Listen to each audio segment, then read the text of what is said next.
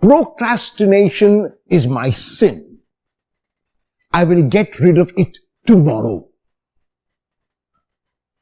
Procrastination means to put off till tomorrow what I can do today. Procrastination means to put off till later what I must do now. In the gospel text of today, Jesus tells a parable. And in the parable, a king has sent out invitations for his son's wedding banquet. And the invitations are sent out because everything is ready and the king is only waiting for those who have been invited to come. However, even as the messengers go out and issue the invitations, there are a variety of excuses. One person says that he has bought oxen and has got to try them out. Another person says that he has bought a field and has to go and look at that field, and the excuses are absurd.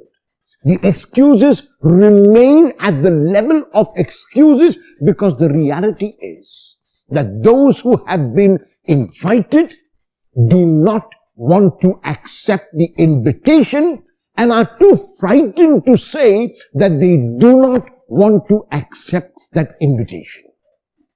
Because this is the case, the king now has no choice but to invite everyone who is willing to come to the banquet of his son's wedding. God is a God who is constantly inviting us to come back to him. God is a God who is constantly inviting us to come back to love. Unfortunately, we have made gods of smaller things. We have made gods of our possessions, of our jobs, and of our work, and of our everything else but God.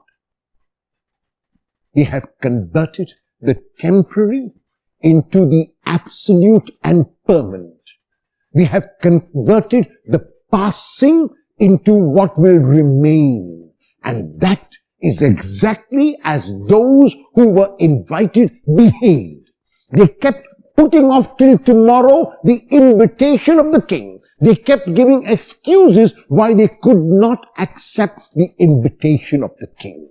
And this God is a God who is relentless. This God is a God who keeps inviting us to whenever we will decide to respond to his invitation.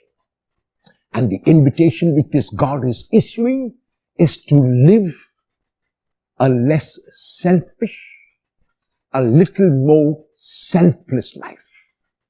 Is to be concerned about another as much as I am concerned about myself. Is to share the excess that I have with someone who does not have or who has less than I have. Is to be kind to a neighbor, is to be forgiving to all, is to be generous with my time and my money and myself.